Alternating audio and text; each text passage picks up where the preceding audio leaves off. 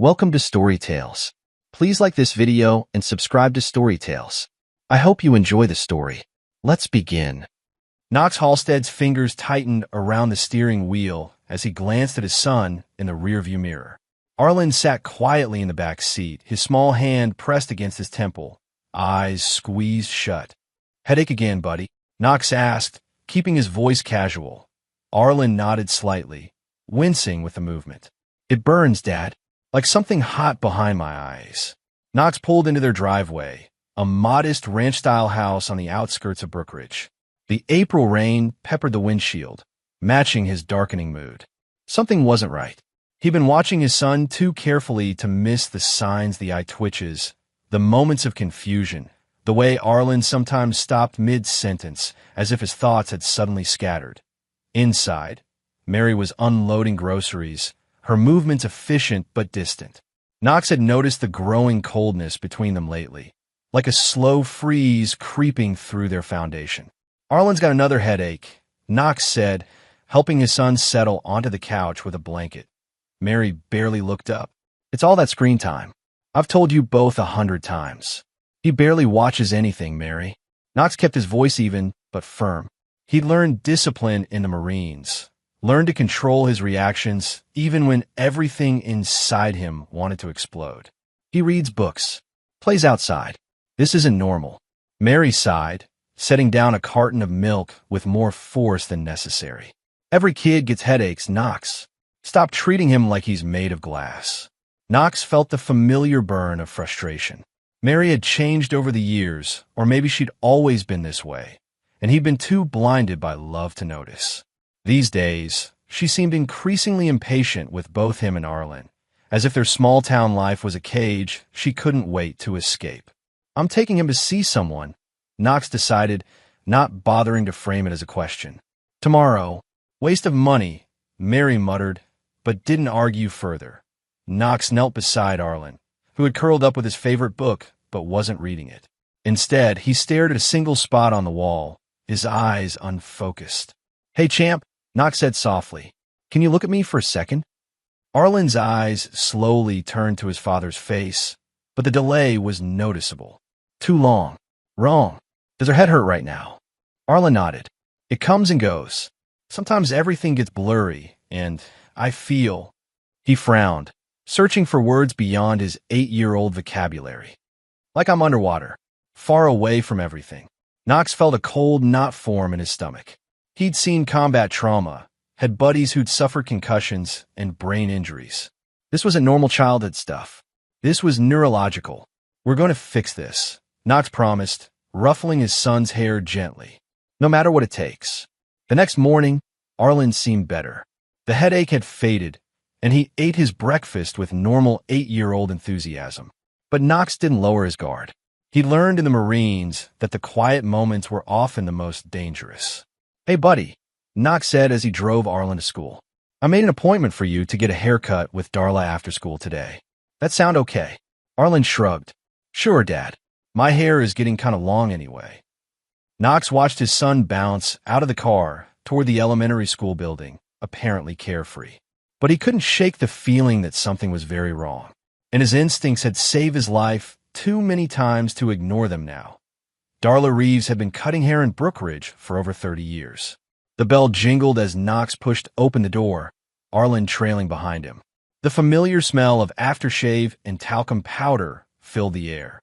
"Well, look who it is," Darla said, her gravelly voice warm with affection. "The Halstead men, right on time." Knox settled into one of the waiting chairs while Arlen climbed into the barber's seat. Darla placed a booster cushion for him and draped the cape around his small shoulders. "How's business?" Knox asked, picking up a tattered sports magazine.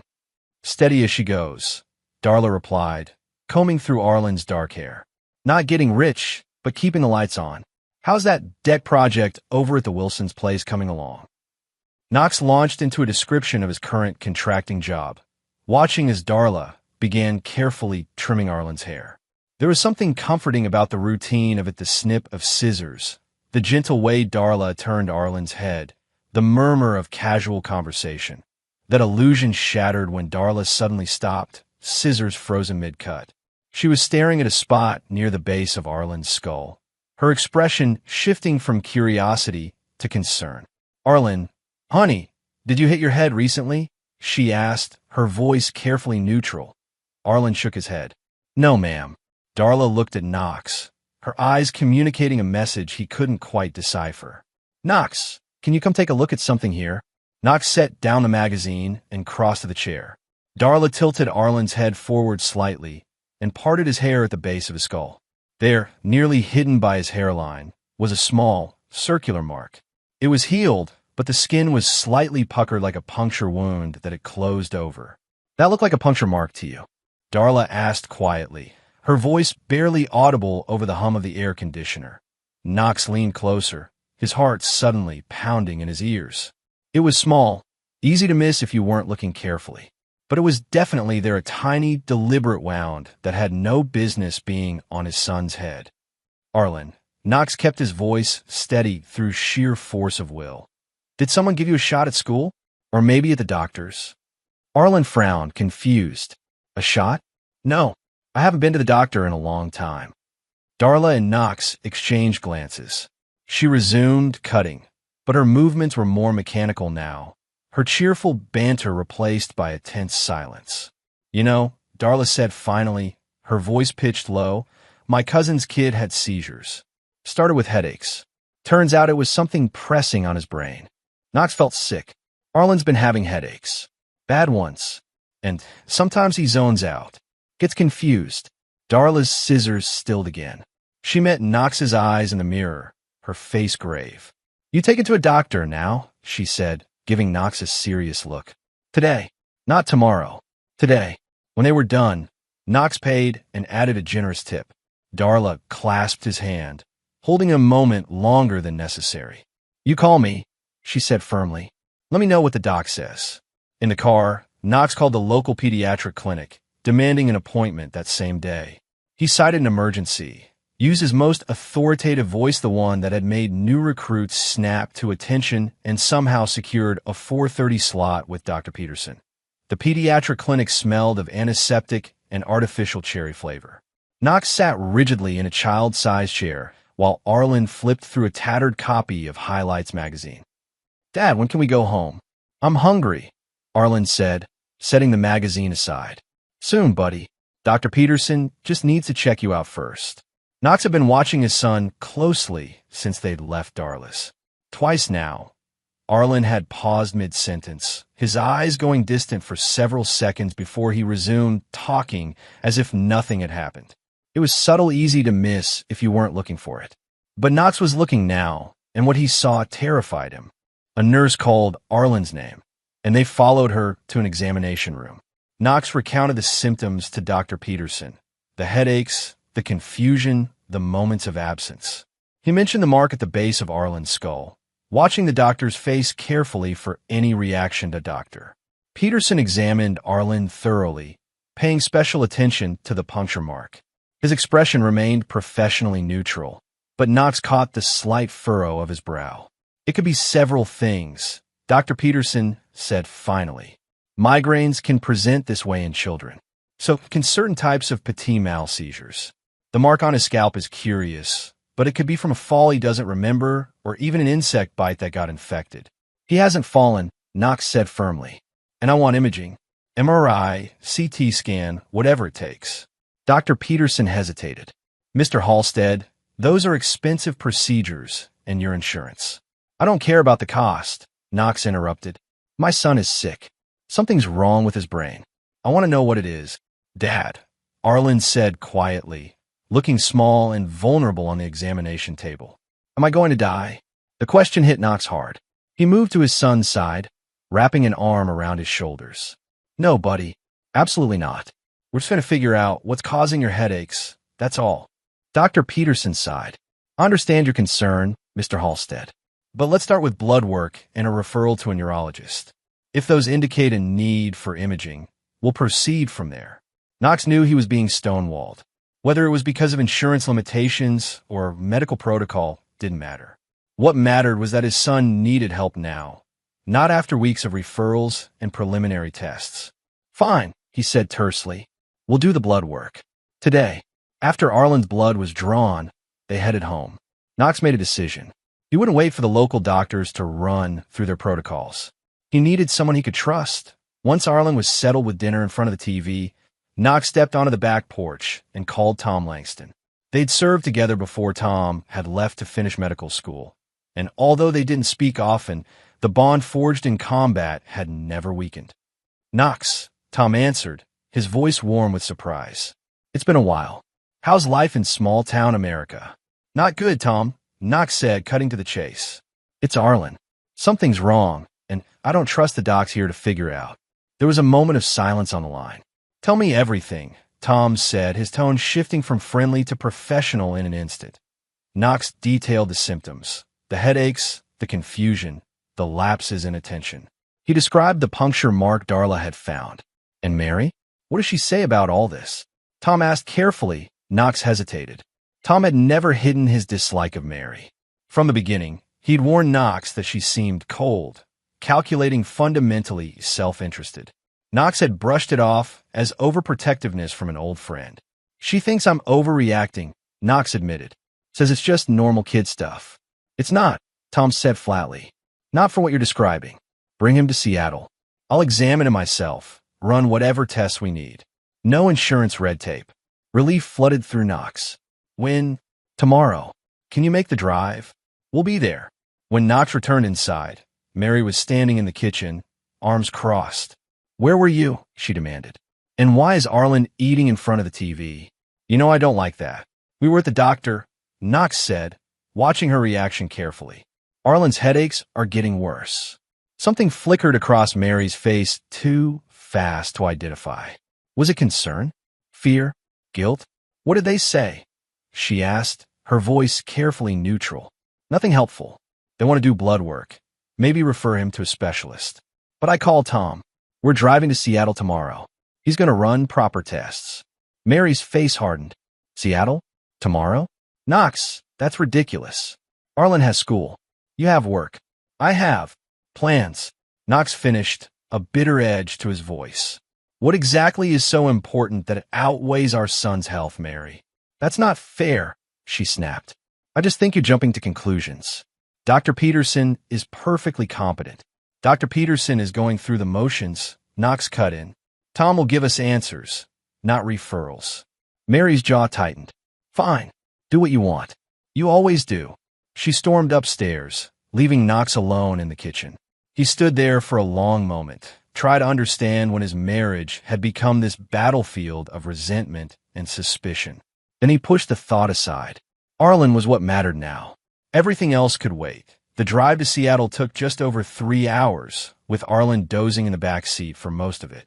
Knox had left Mary a note simple and to the point, taking Arlen to Tom's. Back tomorrow. He hadn't waited to see her reaction. Tom's clinic was on the outskirts of Seattle, a modern building of glass and steel. Tom was waiting for them in the lobby, his familiar face lined with new wrinkles, but his handshake as firm as ever. "Knox," he said warmly, then knelt to Arlen's level. "And you must be Arlen. Last time I saw you, you were just a baby. Look at you now, practically a man." Arlen smiled shyly. "Are you going to make my headaches go away?" Tom's expression softened. "That's the plan, buddy. First, we need to take some pictures of your brain. Have you ever had an MRI before?" Arlen shook his head. "It's like a big camera that can see inside your head," Tom explained. "It's a bit noisy, but it doesn't hurt at all. Think you can handle that?" Arlen nodded solemnly. "I'm not scared." Tom led them through the clinic to a room with an MRI machine. He explained each step to Arlen in simple terms, helping him onto the table and making sure he was comfortable before starting the scan. "He's a brave kid," Tom said to Knox as they watched from behind the glass partition. "Takes after his old man." Knox nodded, throat tight with emotion. He shouldn't have to be brave about this. He should be worrying about Little League and video games, not brain scans. "We'll figure it out," Tom promised. "Whatever it is." The scan took 45 minutes. Arlen lay perfectly still the entire time, earning praise from the technician. Afterward, Tom took them to his office while the images were processed. "Hungry, Arlen?" Tom asked, pulling out a drawer filled with snacks. Help yourself while your dad and I talk boring grown-up stuff. Arlen dug eagerly into a package of cookies, and Tom motioned for Knox to step just outside the office door. What aren't you telling me? Knox asked immediately, recognizing the concern in his friend's eyes. Tom sighed. The mark you described. I need to take a closer look, and I want to do a blood panel, specifically looking for traces of certain medications. Medications? What kind of medications? The kind used in experimental protocols, Tom said carefully. Let me run the test first, and then we'll talk. Try not to worry in front of Arlen. The next few hours were agonizing. Tom examined the puncture mark himself, took blood samples, and even a small tissue sample from the area around the mark. Arlen remained stoic throughout, but by late afternoon, his headache had returned, and he curled up on a couch in Tom's office, eyes closed against the pain. Finally, Tom called Knox into a small conference room where the MRI images were displayed on a large screen. I found something, Tom said without preamble, pointing to a small, distinct spot at the base of Arlen's brain. See this area here? There's evidence of repeated injections. Knox stared at the screen, trying to make sense of the gray and white patterns. Injections of what? That's where it gets concerning, Tom said, pulling up another screen with blood test results. I found traces of an experimental cognitive enhancer in his system. CX-572. It's not FDA approved for use in children or anyone, for that matter. It's still in clinical trials. The room seemed to tilt underneath Knox. Are you saying someone has been injecting my son with experimental drugs? Without my knowledge or consent? Tom's face was grim. That's exactly what I'm saying. This isn't something that happens accidentally, Knox. Someone signed your son up for a study one that's operating way outside normal ethical boundaries. Knox gripped the edge of the table, knuckles white. How bad is it? Will there be permanent damage? It's hard to say, Tom admitted. The drug is designed to enhance neural connectivity, improve cognitive function. But in developing brains, the side effects can be severe. Headaches, confusion, even seizures. Can it be reversed? With time, yes. The body will clear the drug. But we need to make sure he doesn't receive any more injections. Knox felt a cold, terrible clarity descend over him. Mary, he said flatly. She's been taking him somewhere. She always volunteers to take him for checkups, dental appointments. I thought she was just being helpful. Tom didn't look surprised. I didn't want to suggest it, but how long? Knox demanded. How long has this been happening? Tom studied the scans again. Based on the tissue changes, I'd say at least a year. Possibly 18 months. A year and a half. While he'd been working, trusting Mary with their son's care, she'd been subjecting Arlen to experimental drugs. The betrayal was so profound, so complete, that Knox felt physically ill. What do I do now? He asked, his voice hollow. First, you take Arlen home and keep him safe, Tom said firmly. No more checkups with Mary. I'll start him on a detox protocol, safe medications that will help clear his system. And then, he hesitated. And then I confront my wife. Knox finished, a dangerous edge to his voice. Tom nodded slowly. Just remember, Arlen needs you. Whatever you do next, he has to be your priority. He always has been, Knox said. That's the difference between Mary and me. The drive back to Brookridge was silent. Arlen slept most of the way, exhausted from the tests and the persistent headache. Knox's mind raced, piecing together all the signs he'd missed Mary's insistence on taking Arlen to appointments alone, her dismissal of his symptoms, her increasingly frequent trips to Portland. It was past midnight when they arrived home. Knox carried Arlen to his room, tucked him in, and stood watching his son's peaceful face for a long moment. How could anyone harm this child? How could his own mother subject him to experimental drugs? The questions burned in Knox's gut as he made his way to the master bedroom. Mary was awake, sitting up in bed with a book she wasn't really reading. Her eyes followed him as he entered the room. How is he? She asked, her voice carefully neutral. Knox kept his distance, standing just inside the doorway. Why don't you tell me, Mary?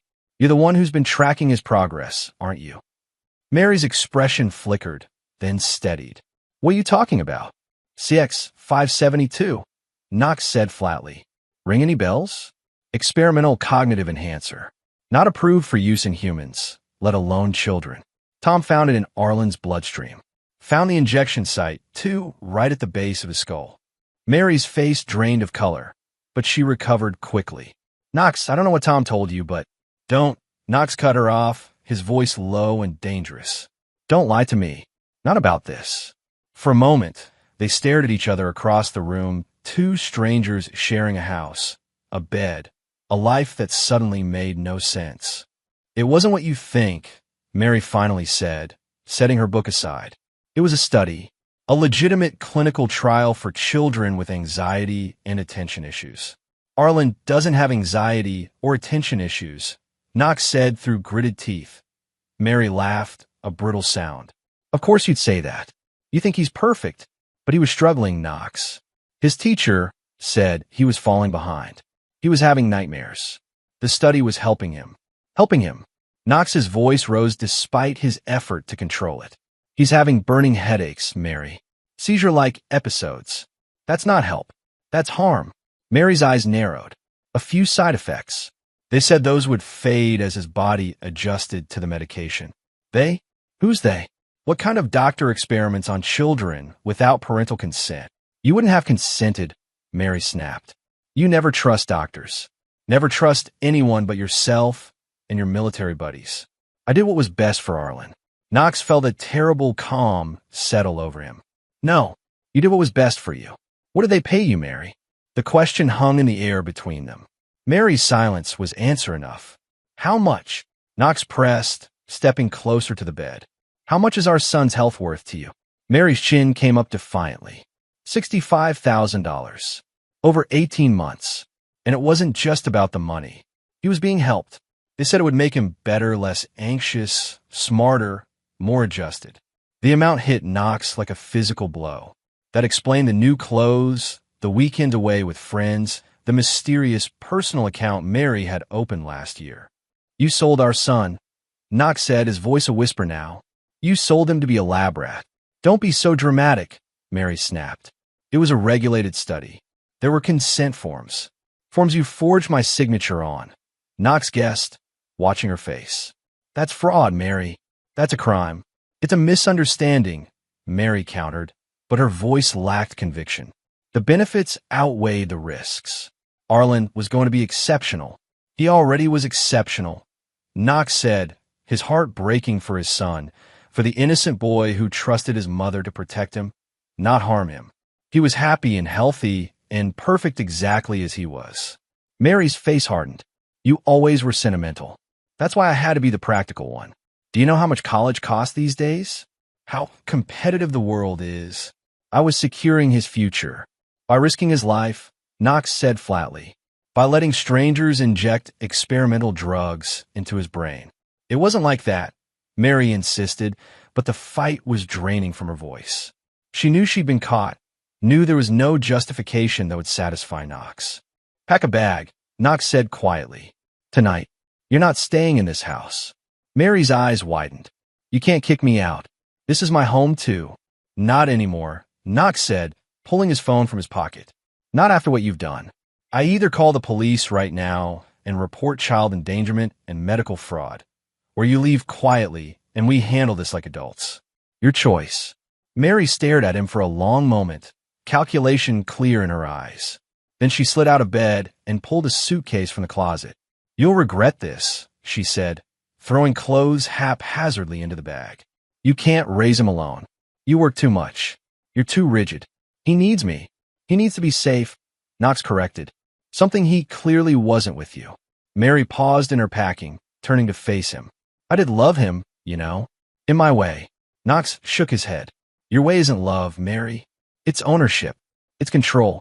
It's seeing him as an investment, not a person. Mary resumed packing, but her movements were jerky, uncoordinated. Where am I supposed to go at this hour? Call your friend Mira, Knox suggested, watching her reaction carefully. I'm sure she can put you up. After all, she's your connection to this whole mess, isn't she? The flash of surprise in Mary's eyes confirmed his suspicion. Mira, the friend who worked in Portland, who had introduced Mary to her wellness group. Another piece of the puzzle clicked into place. This isn't over, Mary said as she zipped her suitcase. I won't just disappear. No, Knox agreed. I'm sure you won't. But for tonight, you're leaving. And if you try to take Arlen, if you come near him without my supervision, I'll go straight to the police with everything Tom found. Understand? Mary's mouth tightened, but she nodded. She knew when she was beaten, at least temporarily. Knox watched from the porch as Mary loaded her suitcase in her car and drove away, taillights vanishing into the night. Only then did he allow himself to sink onto the porch steps, head in his hands, the full weight of the day crashing down on him. His son had been used as a test subject for experimental drugs. His wife had betrayed them both for money. And now he was alone, with a sick child and an enemy who knew exactly how to hurt them. But Knox had survived war zones and lost brothers in combat. He'd rebuilt his life after the military, created a business from scratch. He was no stranger to hardship or to fighting battles that seemed unwinnable. I'll fix this, Arlen, he whispered into the night. Whatever it takes, I'll make this right. Knox woke with a start, his laptop still open beside him on the couch. The first gray light of dawn filtered through the blinds, painting stripes across the living room floor.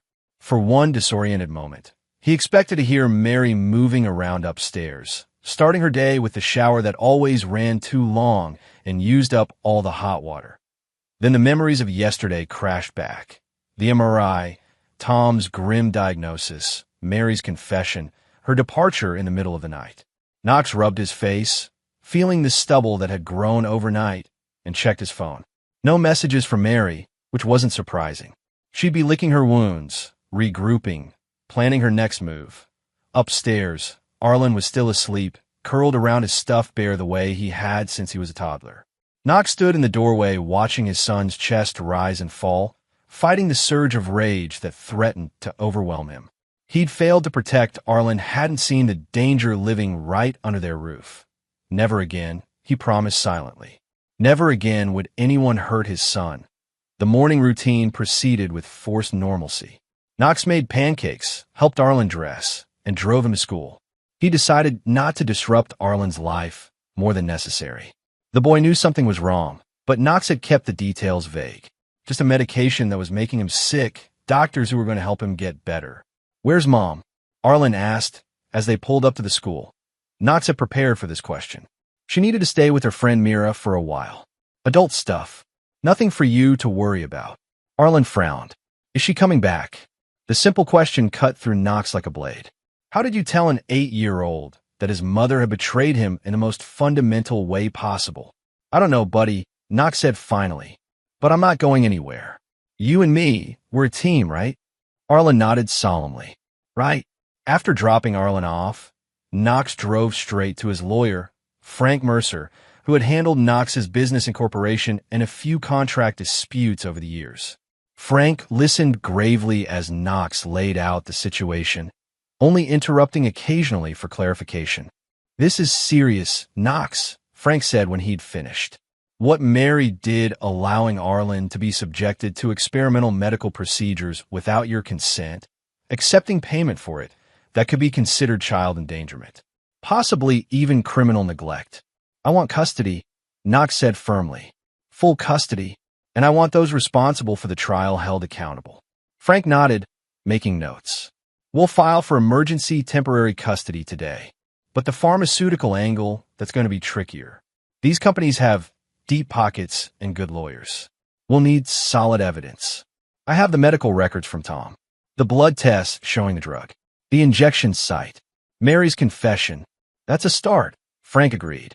But we'll need more. Names of the doctors involved. Documentation about the trial itself.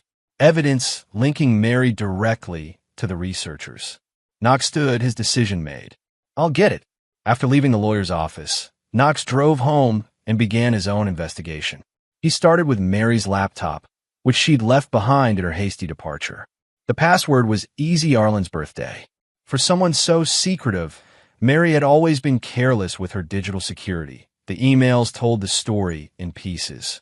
Regular correspondence with someone named Mira Gentry, whose signature identified her as a clinical liaison for something called the Cognitive Enhancement Initiative. There were references to participant progress, dosage adjustments, and compensation schedules. One email in particular made Knox's blood boil. Mary, Arlen's latest cognitive assessment shows marked improvement in pattern recognition and working memory. The team is very pleased with his progress. Dr. Myrick has approved an increase in your monthly stipend to $3,800 to reflect the success of the protocol. Please continue to monitor and report any side effects as previously instructed. Best regards, Mira. They've been tracking Arlen's progress like he was a lab rat, adjusting his dosage based on test results. And Mary had been their willing accomplice, pocketing more money as the experiments intensified. Knox printed every email, every document he could find. He searched Mary's browser history, finding visits to websites for Virexa Pharmaceuticals and Cognitive Enhancement Initiative. He took screenshots, downloaded PDFs, gathered every scrap of digital evidence available. That evening, after Arlen was in bed, Knox received a text from an unknown number. "You had no right to throw me out. This isn't over. I have rights, Mary." Knox considered ignoring it, but then typed a response. "You lost your rights when you used our son as a test subject. Don't contact me again except through my lawyer." The reply came almost instantly. "You think you know everything, but you don't. Arlen was helping other children. The research is going to change lives. You're too small-minded to see the bigger picture." Knox stared at the message, incredulous. Even now, Mary was justifying what she'd done. There was no remorse, no recognition of the wrong she'd committed against their son. "The only picture I see is my son suffering while his mother collected blood money. Stay away from us, Mary." I mean it. He blocked her number and set his phone aside, hands shaking with suppressed rage. He couldn't afford to lose control now. Arlen needed him steady, focused, ready to fight the battles ahead. The next morning, Knox called Tom. "I need more information," he said without preamble. "About Virexa, about this CX-572 drug. Anything you can find." "I've been digging since you left," Tom replied. "It's a startup, less than 5 years old. They're developing cognitive enhancement drugs, supposedly for treating neurodegenerative disorders like Alzheimer's. But there are rumors they're focused on the enhancement angle for the military market. And this trial Arlen was in? Is it legitimate?" Tom's pause told Knox everything he needed to know. No official trial is registered with the FDA for pediatric use of CX-572. There's a Phase 1 adult trial, but nothing involving children. If Arlen was receiving this drug as part of a trial, it was unauthorized. "Off the books," Knox summarized. "Completely. And dangerous as hell. We still don't know the long-term effects of these drugs on developing brains." Knox swallowed hard. "Will Arlen recover?" "I think so," Tom said, his voice softening. "The detox protocol is helping, and kids are resilient. But we need to monitor him closely." "I'm gathering evidence," Knox told him. "Building a case. I need everything you can give me: medical documentation, research papers on this drug, anything that shows what they did was wrong."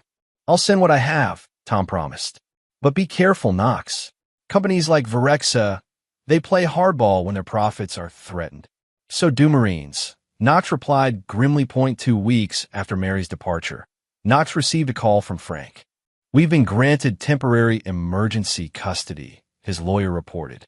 "Mary was served with papers yesterday. She has 14 days to respond." "And if she does?" Knox asked, pacing his backyard while Arlen worked on homework inside. "Then we go to court. But given the evidence we've presented, I think her options are limited. She'd be smarter to negotiate terms." Knox wasn't so sure. Mary had never been one to surrender easily. And now she had Mira and possibly Virexa backing her.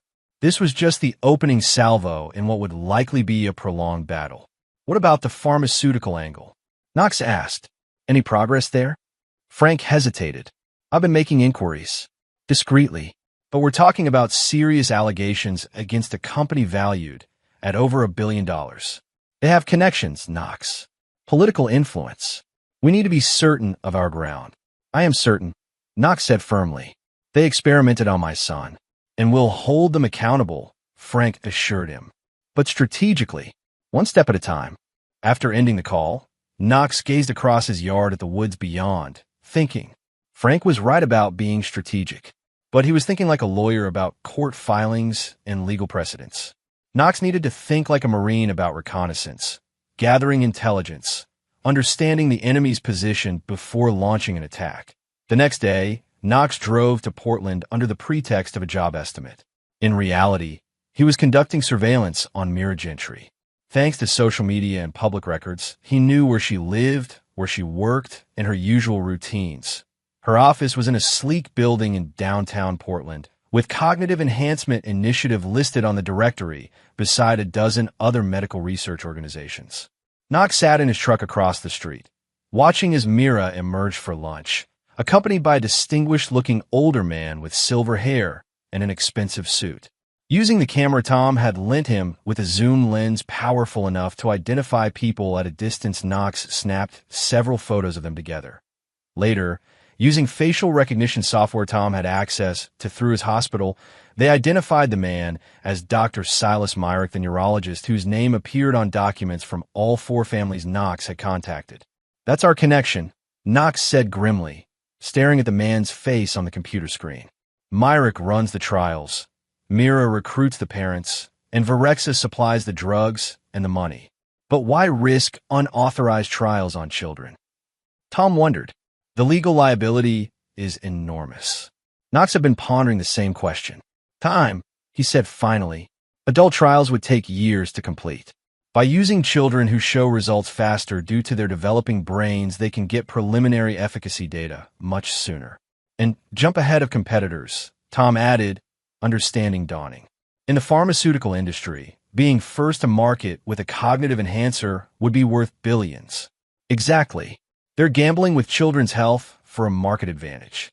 Over the next week, Knox built detailed profiles of both Myrick and Mira. Myrick had an impressive resume at Harvard Medical School, prestigious residencies, published research on cognitive enhancement therapies. But 5 years ago, he'd left his position at Johns Hopkins under circumstances that weren't clear from public records. Shortly after, he joined Virexa as their chief medical officer. Mira was harder to pin down. Her LinkedIn profile showed a nursing degree and a series of positions with pharmaceutical companies, always in patient outreach or clinical liaison roles. But there were gaps in her employment history, periods where she seemed to disappear from the professional record. What neither of them knew was that Knox was monitoring them electronically. Tom had put him in touch with a former military intelligence officer who now worked in cybersecurity. For a few no questions asked, he'd set up monitoring on the email addresses Knox had found in Mary's correspondence. The first breakthrough came 3 days later. An email from Myrick to Mira, forwarded to Knox by his contact. "Mira, the IRB is asking questions about our recruitment methods. Make sure all future consent forms are properly documented and signed by both parents. Retroactive compliance isn't ideal, but it's our only option at this point. Get Mary Halstead to come in and sign the updated forms ASAP. Her husband is becoming a problem. We need to contain Silas IRB Institutional Review Board, the ethics committee that was supposed to oversee human research. They were getting suspicious, and Myrick was covering his tracks. 2 days later, another email. Dr. Myrick, Mary Halstead refuses to come in.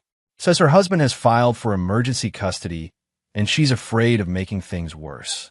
Should we proceed with the Phase 2 subjects without resolving this issue? Mira and Myrick's response: no choice now. Accelerate Phase 2. We need results before the Chicago presentation next month. As for Halstead, have legal draw up a settlement offer. $100K plus medical expenses in exchange for a comprehensive NDA. If he refuses, we'll explore other options. Knox forwarded both emails to Frank with a terse note. They're trying to buy me off. Frank called immediately. This is good, Knox. It means they're worried, but also means they're watching you. Be careful. I'm always careful, Knox replied. But I'm not stopping either. That evening, while reviewing the documents he'd gathered, Knox spotted something he'd missed before. A pattern in the payment dates to Mary. They coincided exactly with Arlen's checkups, appointments Mary had insisted on taking him to alone. But they also aligned with something else. The days Arlen's headaches were typically worst, injection days. Knox felt sick as the realization hit him. Every time Arlen had been given another dose of the experimental drug, Every time his young body had struggled to process the foreign chemicals being pumped into his brain, Mary had been depositing blood money into her secret account. His phone buzzed with a text from a new, unknown number. You should take the settlement offer. It's the best outcome for everyone, especially Arlen. She was still in contact with Mira and Myrick. Still part of their network. Still choosing them over her own son. Knox didn't bother responding. Instead, he drafted an email to Frank outlining what he'd learned about the timing of the injections and the payments, adding it to the growing file of evidence against Mary, Myrick, and Varexa. The next day, Knox received an unexpected visitor at his job site, Sheriff Winstead, looking uncomfortable in his tan uniform. "Got a minute, Knox?" he asked, glancing around at the half-constructed deck Knox was building. Knox set down his drill. "What's up, Sheriff?" "Complaint came in yesterday. From Mary." The sheriff shifted his weight awkwardly. "She's alleging you've been harassing her with threatening messages. Says you won't let her see Arlen." Knox felt a surge of anger, but kept his face neutral. "Did she show you these alleged messages?" "No," Winstead admitted. "Said they were on a phone she left at your house." "Convenient," Knox observed dryly. "The truth is, I haven't contacted Mary at all except through my lawyer. She's the one who keeps reaching out from different numbers." The sheriff nodded, as if this confirmed something he'd already suspected. "Figured as much. But I had to follow up, you understand." "I do." Knox hesitated, then decided to take a risk. "Sheriff, you've known me a long time. Known our family. Have you ever seen me be anything but a good father to Arlen?" "Never," Winstead said promptly. "That's why this whole situation doesn't sit right with me. Mary leaving suddenly, these complaints. What's really going on, Knox?" Knox considered his options. Sheriff Winstead was well-respected in Brookridge, known for his integrity.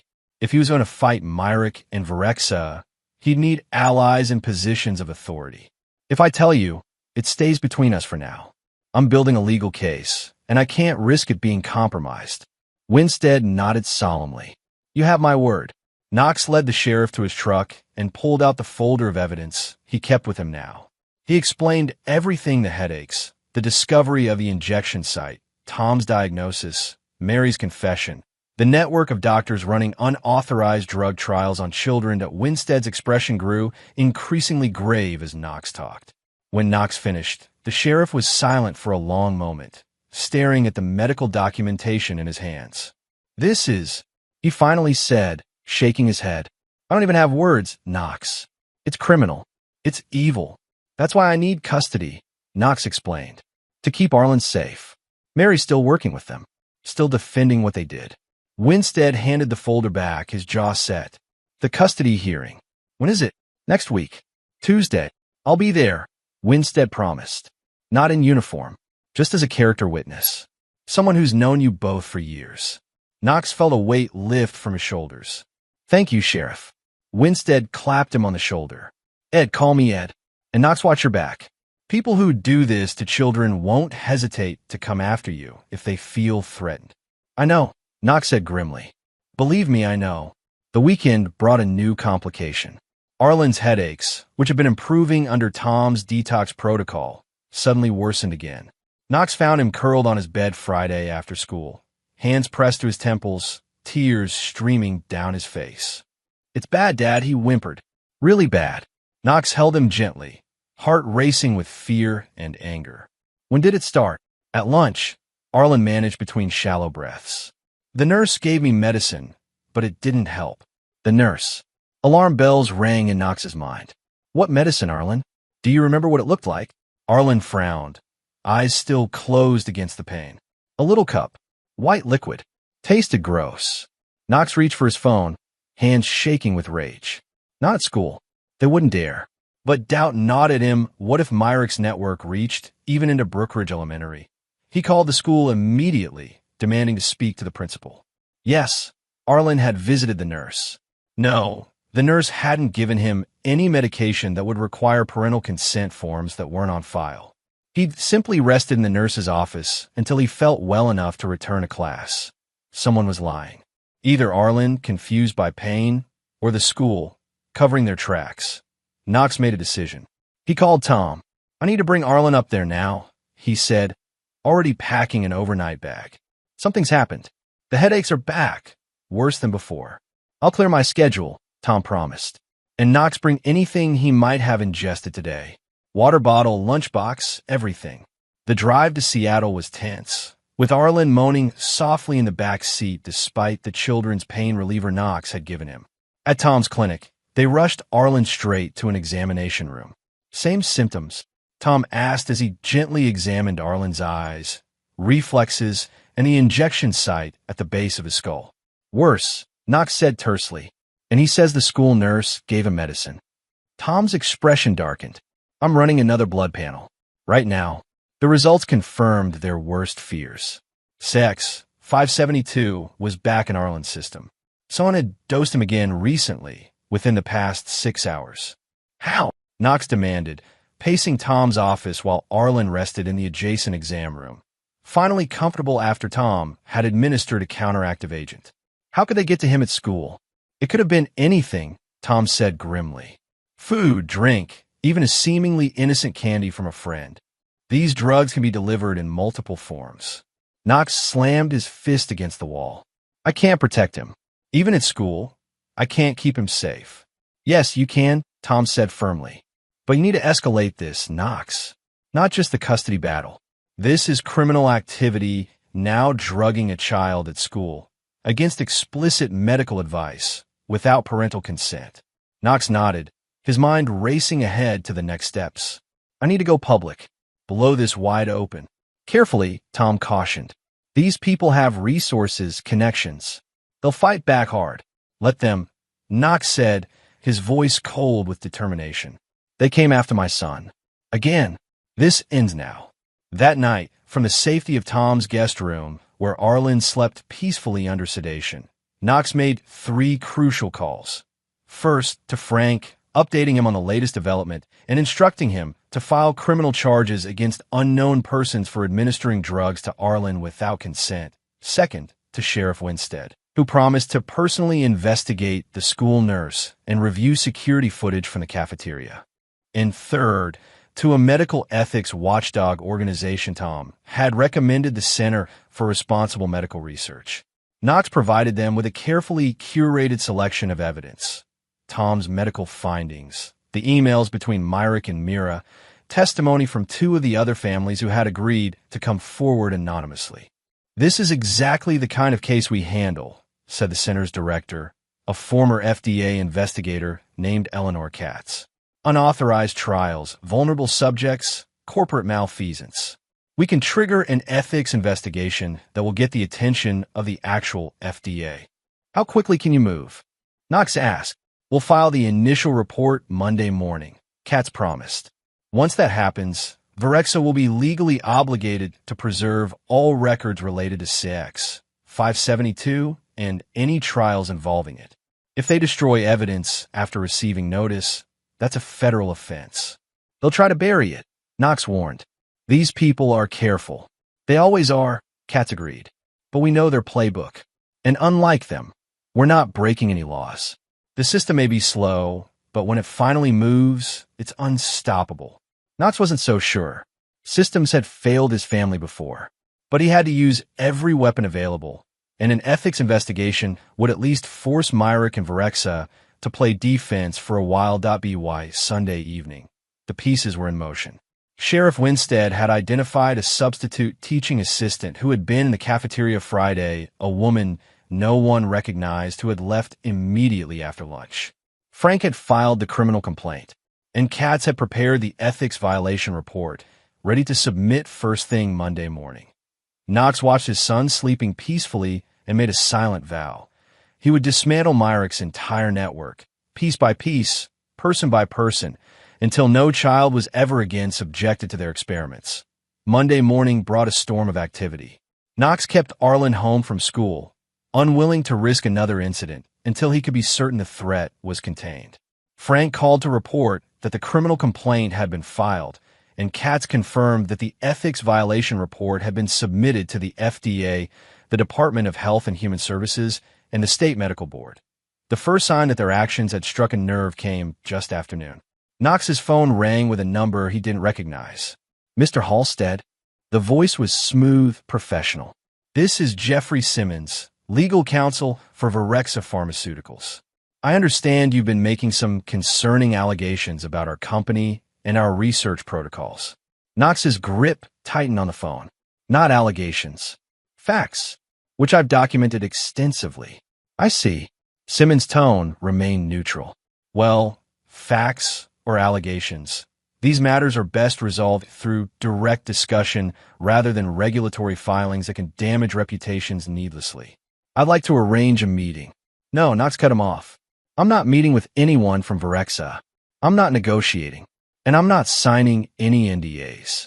Your company experimented on my son without my consent. That's not something we can resolve with a discussion.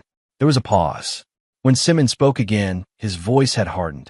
Mr. Halstead, I strongly advise you to reconsider. Litigation in these matters can be extraordinarily complex and expensive. Virexa is prepared to offer fair compensation for any misunderstandings that may have occurred. Misunderstandings? Knox almost laughed. Your chief medical officer ran unauthorized drug trials on children. Your clinical liaison recruited vulnerable families and paid them to keep quiet. And when I discovered what you'd done, you tried to dose my son again at his school. Those aren't misunderstandings, Mr. Simmons. They're crimes. Those are very serious accusations, Simmons said carefully, without substantial evidence. I have the evidence, Knox interrupted. Blood tests, medical imaging, emails between your employees discussing the trials, testimony from other families, bank records showing payments to my wife. And I've shared all of it with people who will make it public if anything happens to me or my son. Another silence, longer this time.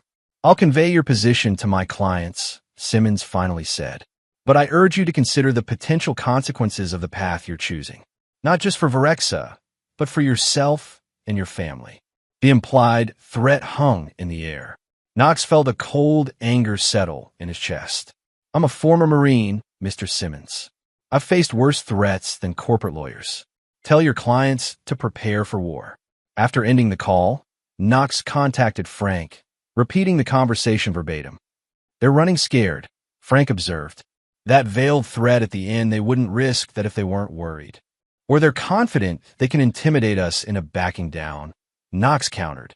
Either way, we document everything. Every call, every interaction.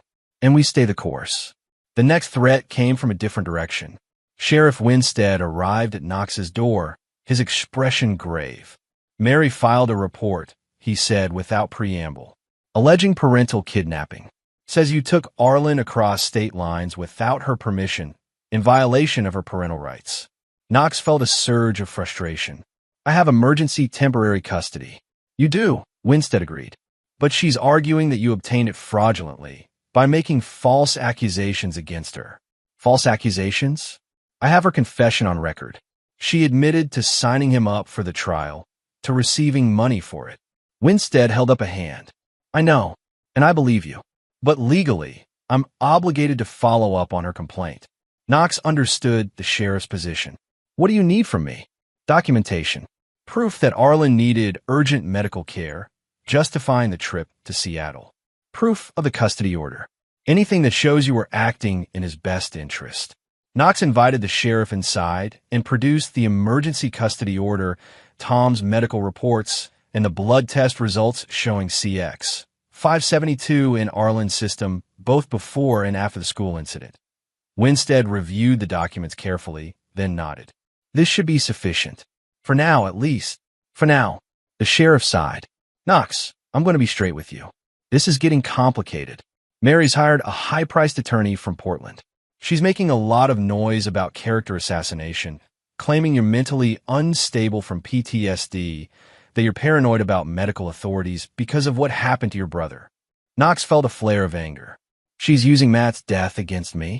She's using everything she can, Winstead said bluntly. And she's got backing. That attorney isn't the kind of teacher's aide can afford on her own. Virexa, Knox said grimly. They're funding her legal defense to discredit me. Winstead neither confirmed nor denied it, but his expression spoke volumes. Just be careful, Knox. Cross every T, every I. These people play dirty and they're trying to paint you as the bad guy here. Throughout the week, Knox fortified his position. He hired a private security company to install cameras around his property. He arranged for Mrs. Fenton, a retired teacher from down the street, to stay with Arlen at all times when he couldn't be there himself. He worked with Tom to document every aspect of Arlen's medical condition and treatment, and he waited for the next move from Myrick and Varexa, knowing it would come. It arrived Thursday evening as Knox was helping Arlen with his homework. A knock at the door revealed another sheriff's deputy, not Winstead, holding a thick envelope. "Court summons, Mr. Halstead," the deputy said formally. "You're required to appear next Tuesday regarding custody of your son." Knox accepted the envelope, noting the Portland law firm's return address. "Thank you, deputy." Inside was a detailed petition from Mary, seeking to overturn the emergency custody order. The allegations were exactly as Winstead had warned. Knox was mentally unstable, suffering from PTSD and paranoia. He had a pathological distrust of medical authorities stemming from childhood trauma. He was fabricating accusations against Mary out of misplaced revenge for their failing marriage. Most damning of all, Mary claimed that Arlen had been enrolled in a legitimate clinical study for anxiety and attention issues, with proper oversight and documentation. She produced consent forms bearing what appeared to be Knox's signature, clearly forged, but convincing enough to raise questions. Knox spread the documents across his kitchen table after Arlen was in bed, photographing each page to send to Frank. This was Mary's counterattack, backed by Varexa's resources and desperation. But they'd made a critical mistake. In their rush to discredit Knox, they confirmed the existence of the trial, something Varexa's lawyer had been careful not to do. Now they were on record admitting that Arlen had been enrolled in a study involving sex. 572, directly contradicting the company's public position that no pediatric trials were underway. Knox highlighted this contradiction in his email to Frank, adding, "They're panicking, making mistakes. We need to press harder." Frank's response came within the hour. "Agreed. I'm filing our response first thing tomorrow." And Knox, the ethics board, has convinced 2 more families to come forward. We're building a coalition they can't easily dismiss. By Friday morning, Knox had formulated a new strategy. Playing defense, responding to Mary's legal maneuvers, documenting past violations wasn't enough. He needed to force Myrick and his network into the open, where their actions would be exposed to public scrutiny. He began by expanding his surveillance. Using skills honed during his military service and equipment borrowed from former Marine buddies, Knox set up monitoring systems around his property. Motion-activated cameras covered every approach to the house. Sensors on the doors and windows would alert him to any attempt at entry. But the physical security was just the beginning. Knox's friend from cyber intelligence had helped him access Mary's email remotely, a legally questionable move, but one Knox justified as necessary to protect Arlen. The emails revealed that Mary and Mira were in frequent contact, discussing strategy for the upcoming custody hearing. Most alarming was an exchange from Wednesday night. "Mira, Dr. M says we need to move forward with the final phase as planned. He's worried Arlen's data will be excluded if the custody situation isn't resolved soon. Can you arrange for me to have access next week? Even just for an hour?" Mira's response had been cautious, but affirmative. "Mary, too risky in Brookridge right now. The sheriff is watching, and Knox has installed security. But we can bring Arlen to the Portland facility if you can get him there. Tuesday afternoon would work. Dr. M will be present to oversee. Just focus on the hearing in the morning. If the judge grants even temporary visitation, we can make this work. Mira, the final phase." Knox's blood ran cold as he read those words. Whatever they'd been doing to Arlen, they weren't finished. They were planning to take him after the hearing to continue their experiments despite everything that had happened. Knox forwarded the emails to Frank with a terse note. They're planning to abduct Arlen after the hearing. We need to be ready. Frank's response was equally brief, forwarding to law enforcement. Don't do anything rash. But Knox wasn't planning anything rash. He was planning something meticulous, carefully calculated to expose Myrick's entire operation. He started by establishing a trap. Using Mary's email account, he sent a message to Mira. Change of plans. Knox is taking Arlen to his mother's in Eugene this weekend. House will be empty Saturday night through Sunday. Left my files in the home office. Need to retrieve them before Tuesday's hearing. Can you help? Knox changed the locks, but I know how to get in through the back door. Mary Mira took the bait. I'll come by Saturday night. 10 p.m. We need those files, especially the original consent forms. Are they in the office or somewhere else? Miramari's reply, composed by Knox. Office desk, bottom drawer. There's a false bottom. Knox doesn't know about it. All the originals are there, including the ones with his signature that I kept separate from the copies. Mary, it was a perfect setup. Knox had no intention of leaving the house empty. In fact, he'd arranged for Sheriff Winstead to be present, along with a trusted deputy. When Mira arrived to retrieve the non-existent files, she'd be caught breaking and entering, providing the first solid evidence of criminal activity by Varexa's representatives. Saturday evening arrived, and with it, Sheriff Winstead and Deputy Carter. They positioned themselves discreetly in Knox's home, ready to catch Mira in the act of breaking in. You sure she'll come? Winstead asked as they waited in the darkened living room. She'll come, Knox said confidently. She needs those consent forms too badly to pass up the opportunity. At 9:52 p.m., Knox's security system alerted him to movement at the back of the property. A figure in dark clothing approached cautiously, testing the back door before producing what appeared to be a lockpick set. Knox nodded to Winstead, who spoke quietly into his radio, alerting Deputy Carter stationed outside. They waited as Mira worked on the lock, eventually gaining entry to the kitchen. The trap was sprung perfectly. As Mira made her way toward the office, flashlight beam bobbing in the darkness, Winstead stepped out, badge displayed, gun holstered but visible. Freeze! Sheriff's Department. Mira froze, then made a desperate dash for the back door only to find Deputy Carter blocking her escape. She was handcuffed and read her rights within minutes, her initial protest giving way to a tense silence as she realized the severity of her situation. In her possession were burglary tools, a digital camera, and most incriminating of all, a syringe containing what later testing would confirm was sex. 572. She had come not just for documents, but potentially to plant the drug somewhere in Knox's home, perhaps to contaminate Arlen's food or drinks. A.S. Winstead and Carter led Mira away. Knox felt a grim satisfaction.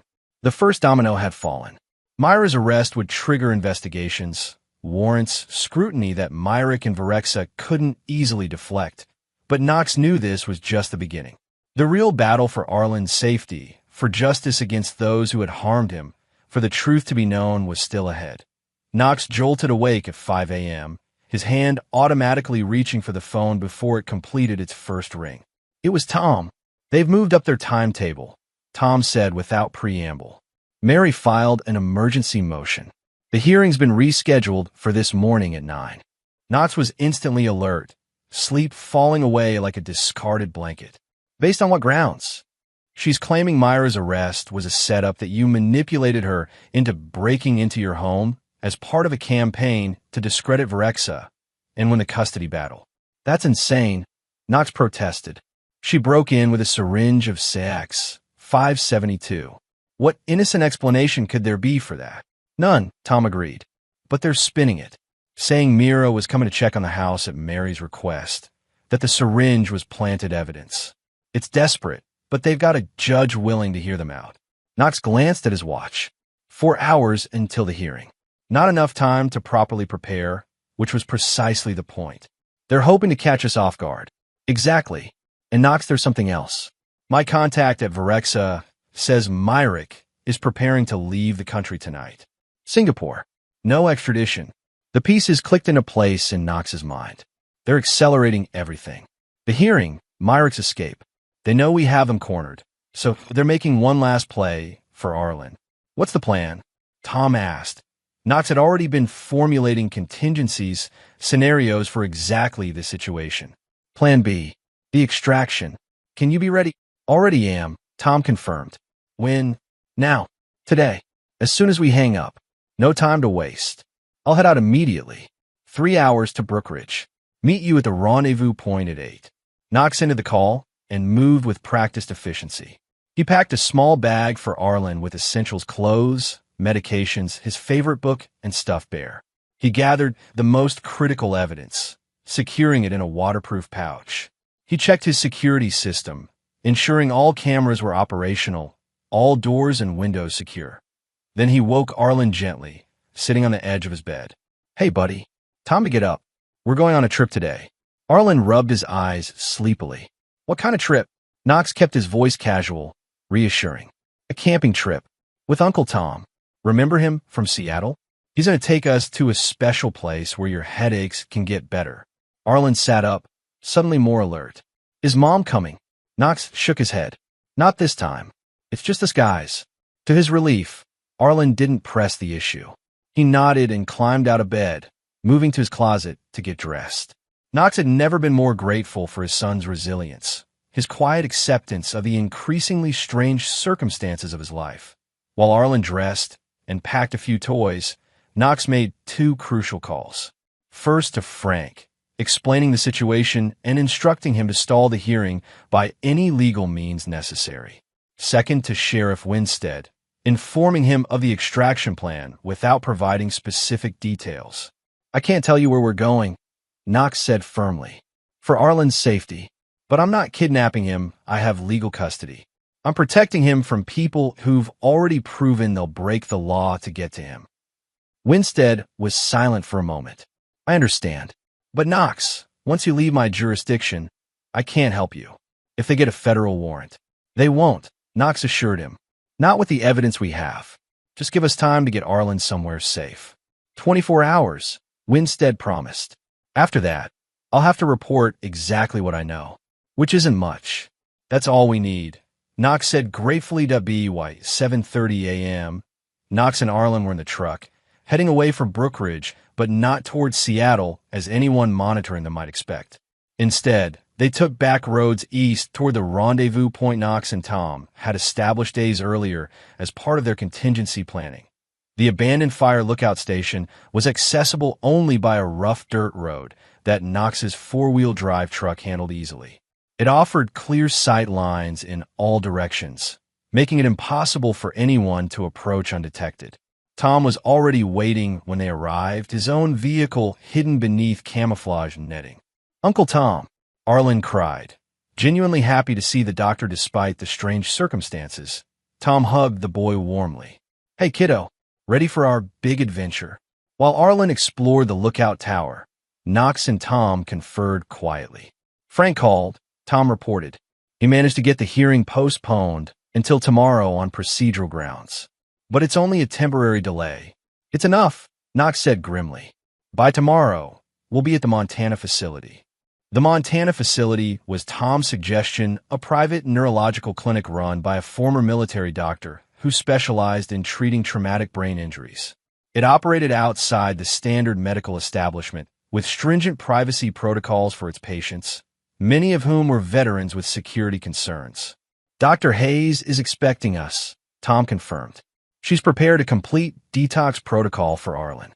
No records in the system, everything off the books." "And Myrick?" Knox asked. "My contact confirms he's booked on a 10 p.m. flight to Singapore. He's running Knox, which means he knows he's finished here." Knox nodded, staring out at the forested landscape below the lookout tower. "Good. Let him run. All I care about now is getting Arlen safe and healthy." They switched to Tom's car, which was less recognizable than Knox's truck, and began the long drive to Montana. Arlen, told they were going on a special camping trip, settled happily in the back seat with his books and toys. Occasionally he complained of a mild headache, but nothing like the debilitating pain he'd experienced before. As they crossed the state line into Idaho, Knox felt his phone vibrate. A text from Frank. Mary showed up for hearing with Varexa lawyers. Judge was not pleased with postponement. New hearing set for Friday. I filed our evidence on Myra's break-in. Sheriff testified about syringe. Things looking good for our side. Knox allowed himself a small measure of relief. The legal front was holding. Now they just needed to get Arlen to safety, to begin the real work of healing his body and brain from the damage Myrick's experiments had caused. The Montana facility was nestled in a remote valley, surrounded by mountains, its perimeter secured by both natural barriers and discreet but effective security measures. Dr. Hayes met them personally at the gate, a tall woman with silver hair and piercing blue eyes that immediately focused on Arlen. "This is our young patient," she said, kneeling to Arlen's level. "I'm Dr. Hayes. I'm going to help make those headaches go away for good. Would you like that?" Arlen nodded solemnly. "Yes, ma'am. Good man." She straightened, addressing Knox and Tom. "We're ready for him. The initial assessment will take about 2 hours. Then we'll develop a customized detox protocol. I reviewed the blood work Dr. Langston sent over, concerning, but not irreversible." Knox felt a weight lift from his shoulders. For the first time since discovering the puncture mark on Arlen's neck, he allowed himself to believe that his son would truly recover, would be whole and healthy again. While Arlen underwent treatment at the Montana facility, Knox and Tom continued building their case against Myrick and Varexa. Tom's contact confirmed that Myrick had indeed fled to Singapore, abandoning his position at Varexa with no notice. The company was in damage control mode, issuing vague statements about personnel changes and reviewing research protocols. On the 5th day, Frank called with an update on the legal front. "Mary's case is falling apart," he reported with satisfaction. "The judge reviewed our evidence, particularly the syringe Mira was carrying and the emails discussing plans to take Arlen for more treatments, and was not impressed. He's inclined to grant you permanent sole custody." "And Mary?" Knox asked, his voice hard. "Facing charges of her own now. Child endangerment, fraud, falsifying medical consent forms. Her Varexa-funded lawyers are scrambling, but the evidence is overwhelming." Knox absorbed this news with grim satisfaction. "And Varexa itself? That's where it gets interesting," Frank said. "The FDA has launched a formal investigation based on the ethics complaint. They've seized records from the Portland facility. The company's stock has dropped 30% in 3 days. They're desperately trying to distance themselves from Myrick, claiming he went rogue. But the evidence shows corporate knowledge," Knox pointed out. "The payments, the infrastructure, the Portland facility itself." "Exactly, which is why the shareholders are in full panic mode. There's talk of a class action lawsuit from families of all the children involved in these unauthorized trials. It's a legal and financial disaster for them." Knox felt no sympathy. Companies like Varexa, people like Myrick, they operated with impunity because they believed their money and connections made them untouchable. They were learning otherwise at long last. "Keep pushing," Knox instructed Frank. "No settlements, no deals. I want full disclosure of everything they did, everyone who was involved." Knox contacted a journalist with documents from Myra's emails, signed consent forms with forged digital signatures, and proof of Mary receiving money. He also sent copies to Oregon's Child Protection Services and a state senator. A podcast broke the story. Children used in secret drug trials, Oregon families betrayed. Mira was suspended. Varexa tanks. Mary's name was dragged publicly. Knox leaks everything without showing his face. As the second week at the Montana facility began, Arlen showed clear signs of improvement. The headaches were less frequent, less severe. The cognitive symptoms, the moments of confusion, the lapses in attention had diminished significantly. He was sleeping better, eating normally, beginning to show interest in activities beyond just getting through each day. One evening, as they sat on the facility's porch watching the sunset paint the mountains gold and crimson, Arlen looked up at Knox with clear eyes, clearer than they'd been in months. "Dad," he said quietly, "I remember things now, from before. When Mom would take me to those doctors." Knox tensed but kept his voice gentle. "What do you remember, buddy?" "They made me do tests, memory games, puzzles, and then they would give me the medicine, the shots at the back of my neck." Arlen reached up unconsciously, touching the spot where the puncture mark had been. "Mom said it would make me smarter, better at school, but it just made everything fuzzy, like I was underwater." Knox put his arm around his son's shoulders. "You don't have to worry about that anymore. Those people can't hurt you now. Is that why Mom left?" Arlen asked, his voice small. "Because of the medicine?" Knox chose his words carefully. "Mom made some bad choices. She thought she was helping you, but she was wrong. And now she needs to face the consequences of those choices. Is she ever coming back? Knox wouldn't lie to his son, but he couldn't burden him with the full truth either. "I don't know," he said finally. "Right now, the most important thing is getting you better. Everything else can wait." The morning after their return to Brookridge, Knox awoke to the sound of his phone vibrating insistently on the nightstand.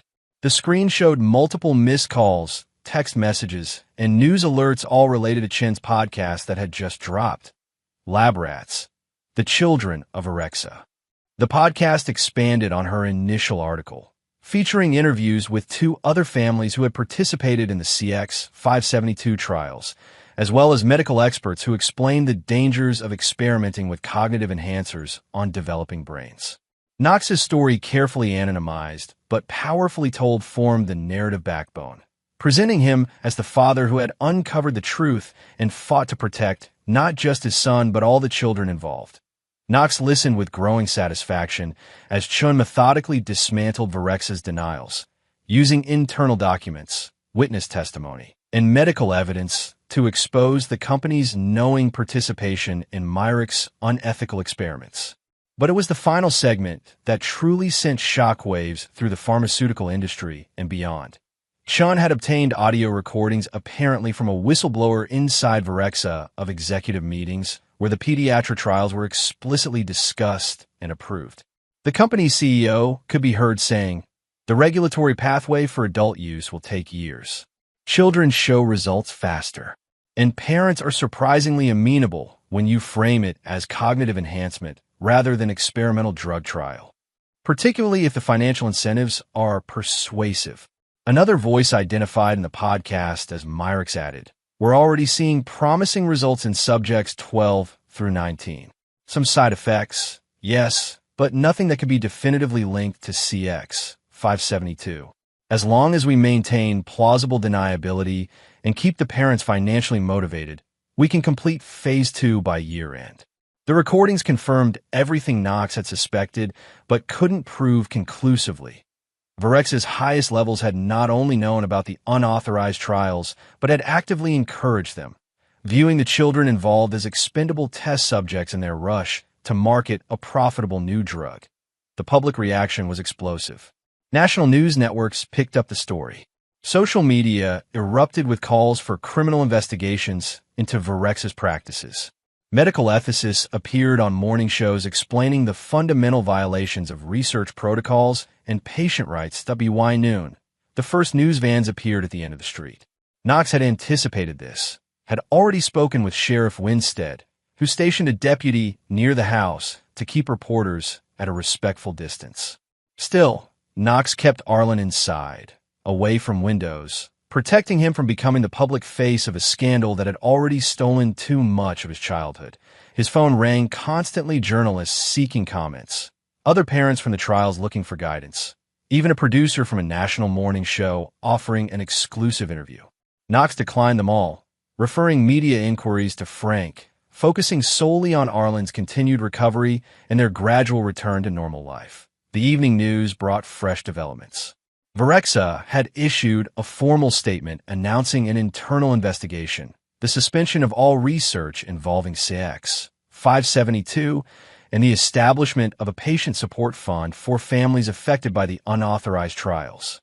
The statement carefully avoided admitting corporate responsibility, attributing the trials to potential misconduct by certain research personnel rather than systematic policy. Knox watched the coverage with grim satisfaction. The company was in damage control mode, trying desperately to salvage its reputation and stock price. But the public wasn't buying it. Social media erupted with calls for criminal charges against Virexa executives. Medical ethics organizations demanded full disclosure of all research protocols. Politicians from both parties called for congressional hearings on pharmaceutical research practices. As he tucked Arlen into bed that night, his son asked a question that caught him off guard. "Are the bad doctors go to jail, Dad?" Knox sat on the edge of the bed, choosing his words carefully. "Some of them, probably. The ones who knew what they were doing was wrong." Arlen nodded solemnly. "Good. So they can't hurt other kids like they hurt me." Knox felt his throat tighten with emotion. "That's right, buddy. That's why we fought back. Not just for you, but for all the other kids, too. Mary returns to Brookridge with a lawyer, trying to play the misled mother card. Sheriff Winstead tells Knox they can't charge her yet, but her public image is wrecked. Parents at school shun her. Even her own family cuts ties. As spring turned to summer, life in the Halstead household settled into new rhythms. Arlen returned to school full-time, his academic performance gradually improving as the last neurological effects of the CX 572 faded. He made new friends, joined a little league team, began taking guitar lessons, normal childhood activities that had seemed impossible during the worst days of his illness. Knox adjusted his work schedule to be more present, taking on fewer projects but more carefully selected ones that allowed him to maintain his income while spending more time with Arlen. They camped on weekends, built model airplanes together, read the same books, so they could discuss the stories, creating the kind of father-son bond that Knox had always wanted, but that had sometimes been overshadowed by work and the tensions in his marriage. Turns out Mira had been embezzling trial funds. To avoid federal prison, she turns on Mary, giving prosecutors the final evidence they need. Mary is arrested for child endangerment, fraud, and falsifying medical consent. "We've been approached by a reporter," Frank said without preamble. Eliza Chun from the Portland Investigator. "She's been researching Virexa for months, looking into their research practices. Your case broke the dam, Knox. She's got sources inside the company willing to talk now that Myrick's gone." "What does she want exactly?" "An exclusive. Your story, how you discovered what was happening to Arlen, how you fought back against Virexa, how you exposed their illegal trials. In return, she's willing to share what her inside sources have told her about Myrick and the company's leadership." "I don't want Arlen identified," Knox said immediately, "or photographed. This isn't about him becoming the face of some scandal." "Of course," Frank agreed. "She's willing to work within any parameters we set. But Knox, this could be powerful. Your story, combined with her insider information, could ensure that Virexa can't bury this or escape with a slap on the wrist." Knox thought about all the other children who had been subjected to Myrick's experiments, the families who had been manipulated or coerced into participation, the system that had failed to protect the most vulnerable. "Set up," he decided, "but not an interview. I'll provide documentation, emails, medical records, the evidence we've gathered. She can use it all, but I'm not putting my face out there." 3 days later, the Portland Investigator published a devastating expose. Children used in secret drug trials, Oregon families betrayed. The article detailed Virexa's systematic program of unauthorized experiments, the recruitment of financially vulnerable families, the falsification of consent forms, and the cover-up of dangerous side effects. The most damning revelation came when Mira Gentry, facing serious criminal charges, decided to cooperate with prosecutors in exchange for a reduced sentence. Her testimony implicated not only Myrick, but the entire executive team of Virexa and, most devastatingly for Mary, revealed that she had been far more involved than anyone had suspected. According to Mira, Mary hadn't merely enrolled Arlen in the trial for money. She had actively helped recruit other families, identifying vulnerable children at Arlen's school whose parents might be susceptible to financial incentives. She had participated in discussions about dosage adjustments despite being fully informed of the risks. And she had personally falsified multiple consent forms, not just Knox's. Even more damning, Mary had been embezzling funds from the trial payments, skimming additional money that was meant for other families. This financial fraud, combined with her knowing endangerment of multiple children, resulted in her arrest on a host of serious charges. Knox is awarded sole custody. He sues Virexa privately, wins a settlement, and donates most of it anonymously to families affected by similar unethical trials. He rebuilds his home with Arlen brick by brick, tighter than ever. 3 months after Judge Harris's final custody ruling, Knox sat in Frank's office reviewing the settlement offer for Virexa's attorneys. The company, its reputation in tatters and its legal position untenable, had proposed a substantial financial package to resolve the civil suits brought by the families of all 23 children identified in the CX 572 trials. Knox studied the numbers carefully. The total settlement pool was enormous, over $100 million, to to be divided among the affected families based on documented harm, with Arlen's case specifically recognized due to Knox's role in exposing the entire operation. Is it fair? Knox asked, thinking not of the money itself, but of what it represented: accountability, acknowledgement of wrongdoing, a deterrent to other companies that might consider similar exploitation. It's more than fair, Frank assured him. Combined with the criminal penalties and regulatory fines, this will effectively end Virexa as we know it. They'll likely sell off whatever viable research remains and dissolve the company. And the individual compensation for each family is substantial enough to cover all medical expenses, therapy, future care needs, and still provide for education and other opportunities. Knox nodded slowly. It wasn't about enriching himself. It had never been about money. It was about justice, about ensuring that those responsible faced consequences proportionate to the harm they had caused. Later that week, Knox signed the settlement agreement. The terms were confidential, but the impact was immediately apparent. Most of the money designated for Arlen went into a trust for his education and future needs. But Knox did allocate a significant portion to a purpose that felt right: a donation to fund research into safe, effective treatments for children with neurological conditions, conducted with proper oversight and ethical protocols. Knox sits on the porch as Arlen builds a model airplane nearby, smiling for the first time in weeks. Tom joins them with coffee. "You did it," Tom says. "No," Knox replies. "We did it, but I'm never letting my guard down again." Arlen looks up, beaming. "Dad, my head doesn't hurt anymore." Knox pulls his son into a tight hug, overwhelmed by the resilience and clarity this 8-year-old boy displayed in the face of such profound betrayal. "I know, buddy," he whispers, his voice thick with emotion. "I know." And in that moment, watching his son's face illuminate with happiness, Knox knew it was true: not just the physical pain, but the deeper wounds of betrayal and exploitation were healing. The future stretched before them, unwritten but full of possibility, no longer shadowed by the nightmare they had survived together. They had won. Not just a legal victory, not just financial compensation, but the far more precious victory of reclaimed health, of justice served, of a life rebuilt on stronger foundations. Knox held his son close, meeting Tom's understanding gaze over Arlen's head. The battle was over. The healing had begun. And whatever challenges the future might hold, they would face them together, father and son, bound not just by blood, but by the unbreakable bond forged in their shared triumph over those who had sought to harm them.